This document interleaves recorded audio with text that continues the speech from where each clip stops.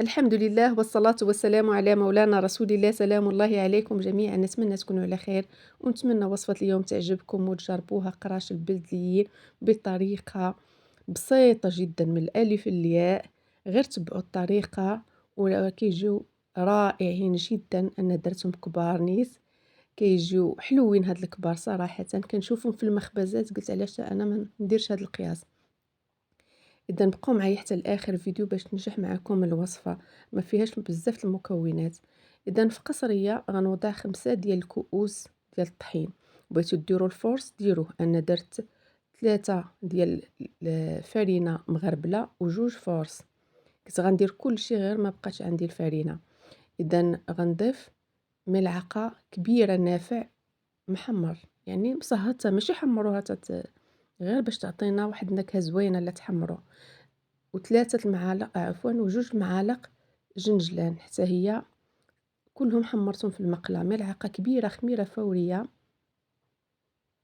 بالنسبة لهاد القراشل ما فيهمش الزيت ما فيهمش البيض، قبيصة الملح أو لا ربع معلقة صغيرة.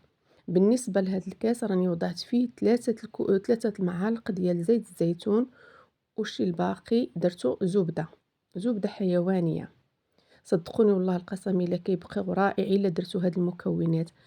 ونصف كأس سكر، هادو بطريقتي. دائما انا ما كنقول من حتى قناة صراحة، بطريقتي. نصف كأس ديال ماء الزهر، ما غنديروش بارد، ما ديروش بارد باش ما يخسرش لينا الخميرة. غنضيف ليه نصف كأس ديال الزهر، غنعمرو باش يعطيني كاس. انا نشوفو شحال غندخلو ديال السوائل. هذا هو الكاس الاول ما بين الزهر والماء الدافئ، ما يكونش تاني سخون وما يكونش بارد، اذا باش ما تخسرش لينا العجينه. اذا غنخلط كلشي المكونات. تقدروا ديروهم، انا ما بغيتش نديرهم معكم في العجانه، راني كنت فايت لي درتهم في العجانه ونالوا استحسان وحققوا مشاهده كبيره صراحه. كيجيو هذوك درتهم بطريقه اخرى، درت فيهم الحليب، هادو ما فيهمش الحليب، فيهم غير الماء.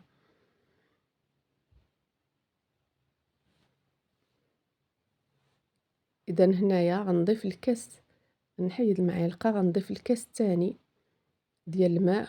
هنايا غنضيف، اذا كما كتشوفوا كنهز من المقراج وكنوضع في الكاس، يعني راه شويه سخون، وغنضيف ليه ماء بارد من الصنبور باش يعطيني يكون الماء دافئ. نجمع يعني الخليط كله، راه خلطنا كما شفتوا خليط كله، وكتضيفوا الماء بالتدريج. يعني هنايا راه غندخل تقريبا نصف كاس، يعني في المجموع كاس ونصف ديال السوائل. وغنبدا نجمع العجين، خاصها تكون رخوه جيدا بحال ديال السفنج تقريبا.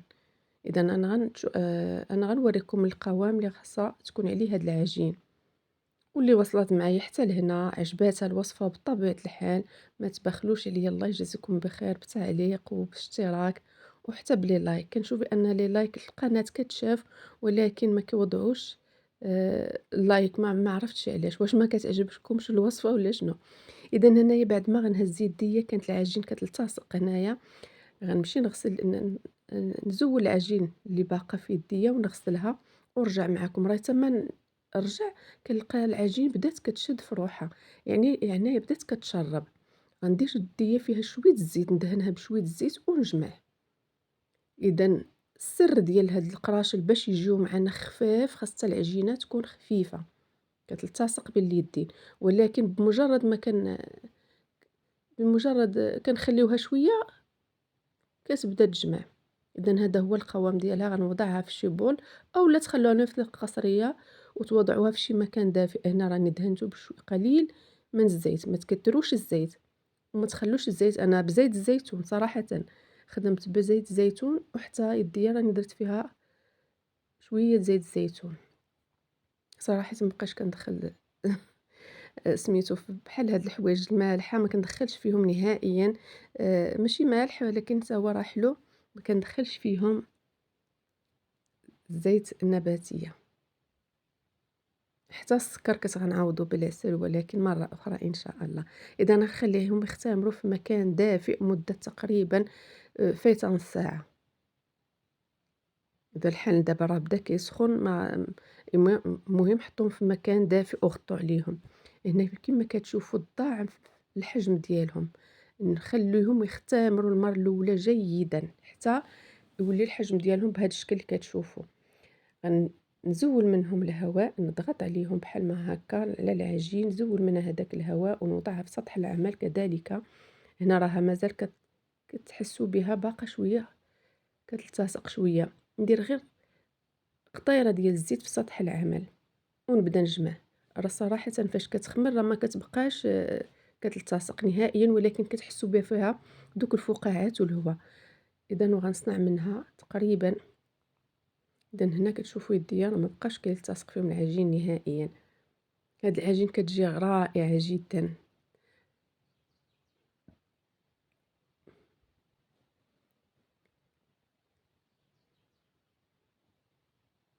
ونبدا نصنع منهم كويرات يكونوا اللي بغات تعبر.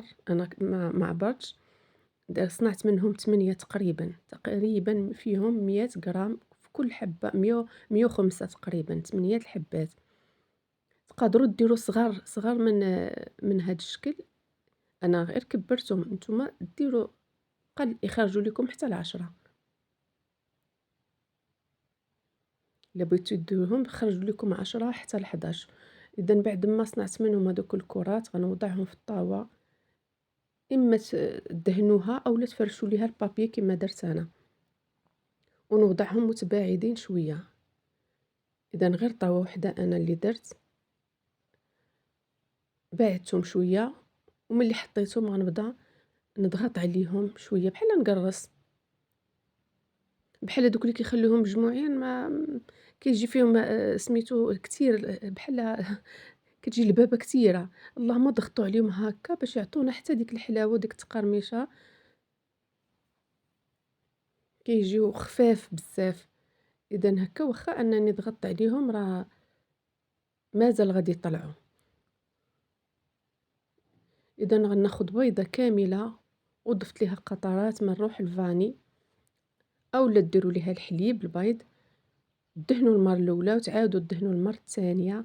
شوفوا كاع البلايص اللي ما واصلهمش البيض ضروري يوصلهم البيض، هادو ضروري كيوصلهم، خص يكون لاصق البيض في جميع الجوانب.